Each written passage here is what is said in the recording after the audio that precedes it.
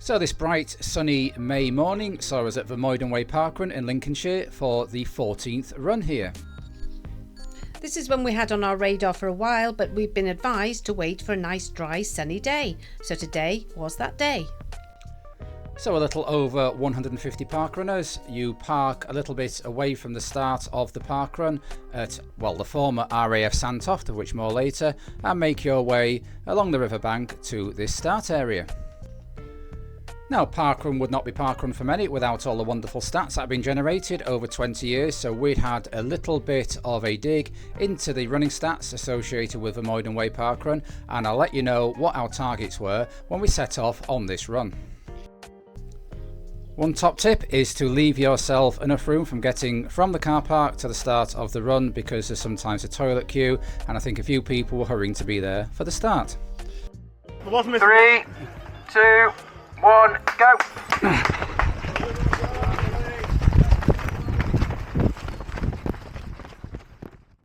And we're off on the Vermuyden Way Parkrun. So the first question to address is, why the Vermuyden Way? Now, we heard that originally when this parkrun was mooted, which is a replacement for the defunct Epworth Equestrian Parkrun, which had to fold, which took place nearby, the suggested name was Sandtoft Parkrun. But a lot of the core team, out of respect of identifying the parkrun to be very much part of the local area and the local heritage, wanted it named Vermuyden Way, after the gentleman after whom this trail is named. So for the start of the parkrun, you set off in a southwesterly direction along this trail, and after a short distance, here we come, you do a U-turn around this set of trees and you set off going in a northeasterly direction with the River Torn to your left. Now, that river doesn't look much like a nice flowing river to me. I originally mistook it for drain, and that brings us back to Vermuyden. Cornelis Vermuyden was a Dutch engineer who came over to England in the 1620s. He was involved in many land reclamation and drainage projects.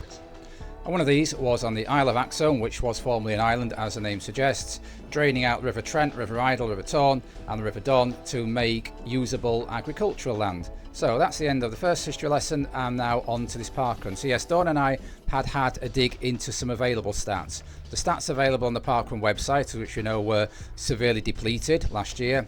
The stats available on the 5K app, and then some stats I was able to access via a rather clever with spreadsheets friend.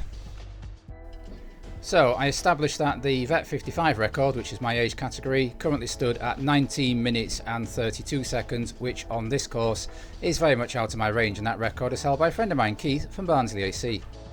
Now, what the Parkrun website used to show until last year, before a little bit of an intellectual meltdown from Parkrun HQ, was all the times beneath that. So somebody like myself who couldn't achieve the fastest time on this course in his age group could maybe aim for a top 10, top 50, top 100, whatever it was. But I have a friend who's very clever with running data, and he managed to pull up the top 20 or so Vet 55 times so far on this course.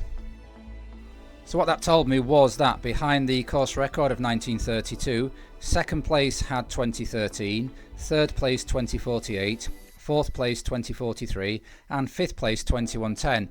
So that was my range I was working in, hoping for a top 5 finish, and on a good run perhaps even squeeze into that top 3 of all time and a podium placement. So as you can see, the course today is nice and firm. You've got that brown path on the middle where people are aiming to run, but obviously if you're overtaking somebody, you're going to have to go round, as this fella is in the red, go onto the grass and then pass the runner. And as it's a mainly out and back course, as you can anticipate, when you're coming back and this runner's going to be going up and there's only one narrow path for everybody to use, you're going to have to exercise some discretion and politeness when passing.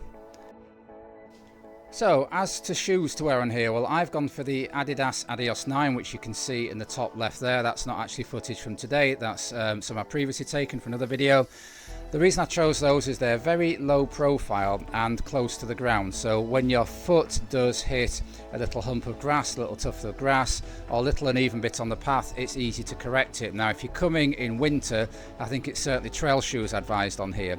But I am essentially a road runner. I'm used to running in Miller shoes, but I didn't want to take my best Nike Streak Flies onto here and use them on this particular course. So I went for the low profile, old style racing flats of the Adios 9s, and I'm glad I chose them because I think they worked really well. On that note, there was one fellow we spoke to at the end, had worn some Adidas Prime with massive stack height. I think he regretted his decision because it can be a little bit ankle turning in parts if you've got high stack shoes. Anyway, we're coming up to the 1k marker.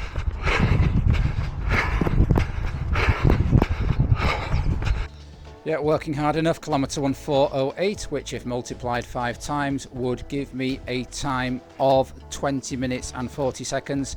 Just enough to squeeze onto that 3rd place in the all-time male 55 to 59s. So if you had to describe the course up to now, it is running along a path with a person in front of you with a very placid river to the left. But very soon we're going to come up to, well, one of 2 features on the course. You can see ahead of us the M180. Now this reminds me of the Parkrun in Brigg, which is the Ancombe Valley Parkrun. But instead of going up a little slope, you go down here.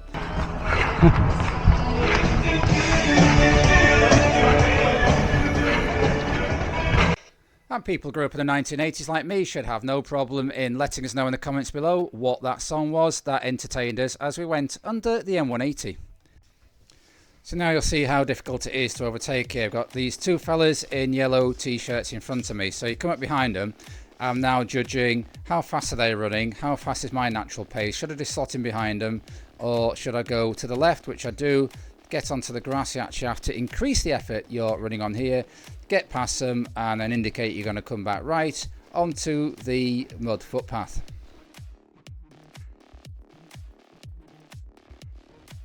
What an absolutely glorious day out here on the Isle of Axholme, drained by Cornelius Vermuyden, after whom the parkrun is named.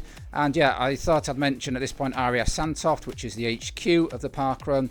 That was an operational base that used to train pilots, and I read a very interesting folder when I went to have breakfast there afterwards, which again I'd recommend, about a lot of the air crashes that took place around this area, and a memorialisation to the young men killed and some civilians killed when plane exercises went wrong.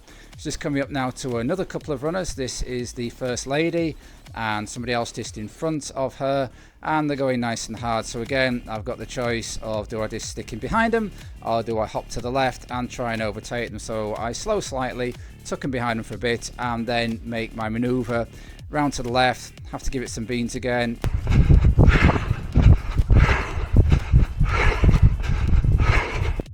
Breathing moderate for this stage in the parkrun, kilometre 2, 4:10, 8:18 cumulative, just hanging on to the right pace in order to get that podium position in the all-time male 55s.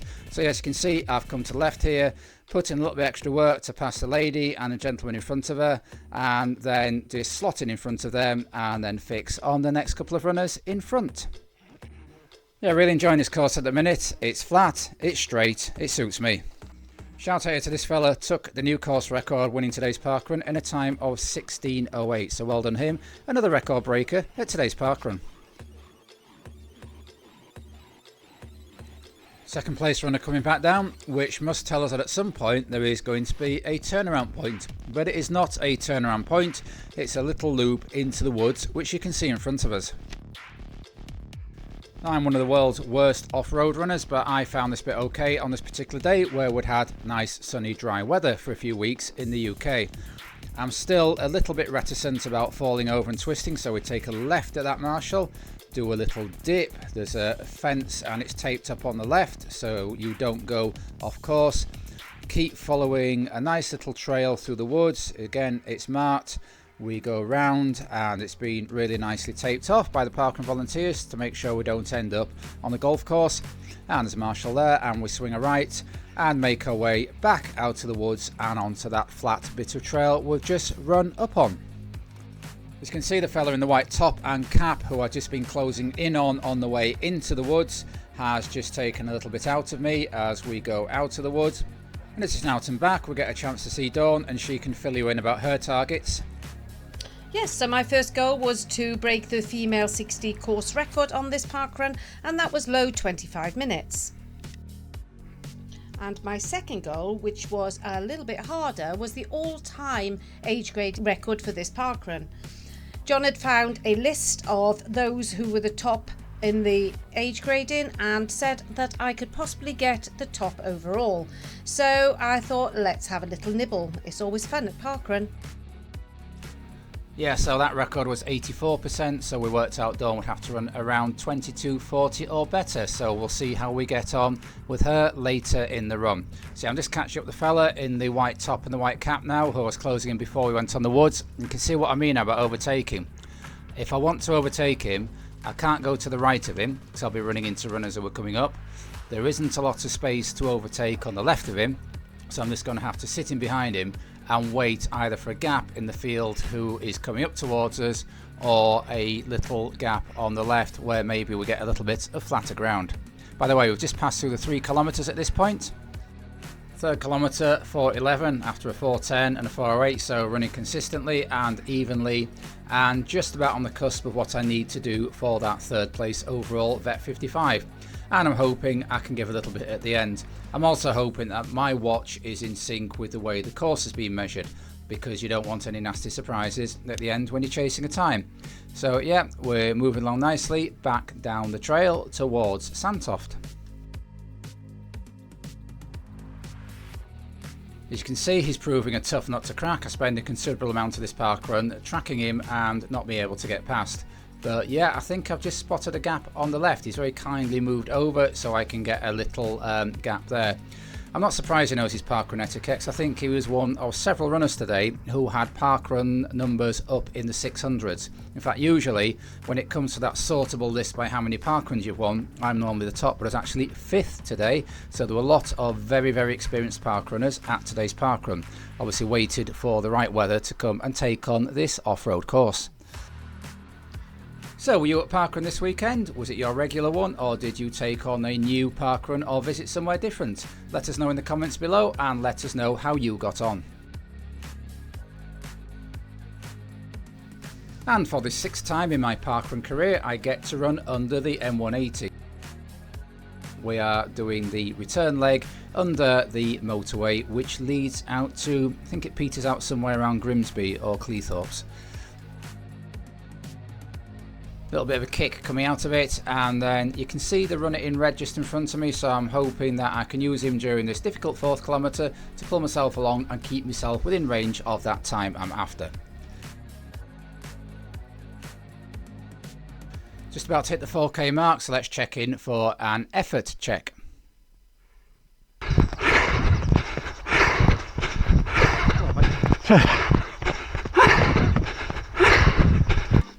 Yeah, I'm to give it some there so I can get round him and back on the narrow brown part of the trail.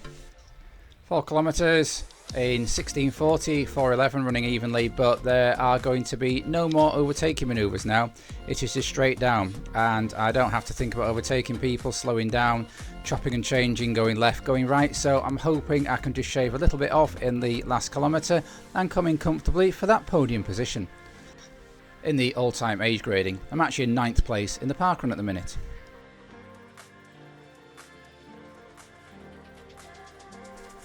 So yeah, yet another out and back parkrun. I think we did Blandford Forum the other week, which I really enjoyed. Definitely one of my favourite types of parkruns. I like the idea of going out, turning around and coming back again. A simple soul. I prefer a parkrun that does loops. What do you prefer? I'm definitely out and back. Listen to how much I'm enjoying it.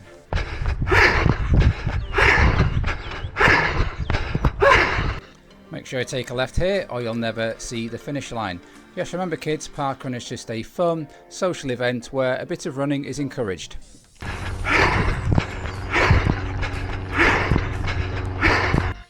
Yeah, sounds of aircraft ahead. Fortunately not wartime ones, although this was the main weekend for the commemoration of VE Day. Did you do anything for that? Again, let us know. When we drove out into the Lincolnshire villages after this, we saw one parade going on and plenty of other wartime vehicles decked out in VE Day garb.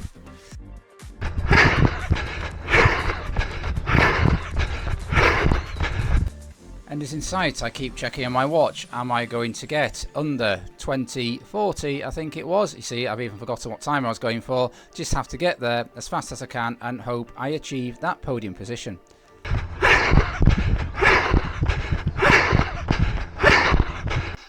Definitely living my best parkrun life this morning. So let's get into that finish.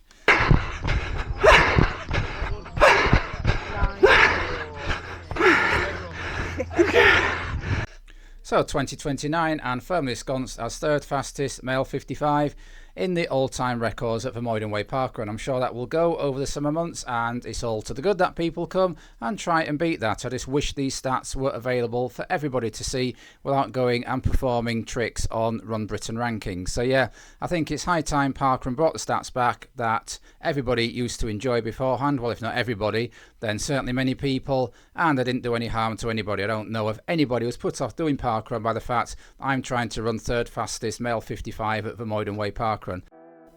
As for me, I kept pushing hard, I kept strong, and I kept thinking, don't let up, but just push all the way to the finish, and let's see what the numbers are. Well, the numbers are 3% added onto the age-graded record for Vermuyden Way Parkrun, so well done. So an absolutely splendid morning out at Vermuyden Way Parkrun. Thank you to all the volunteers, everybody involved with making this happen. And would like to say, yeah, so we use Parkrun to chase particular times, to get on tables, whether tables that actually exist or tables that I had made up, so I had something to go for.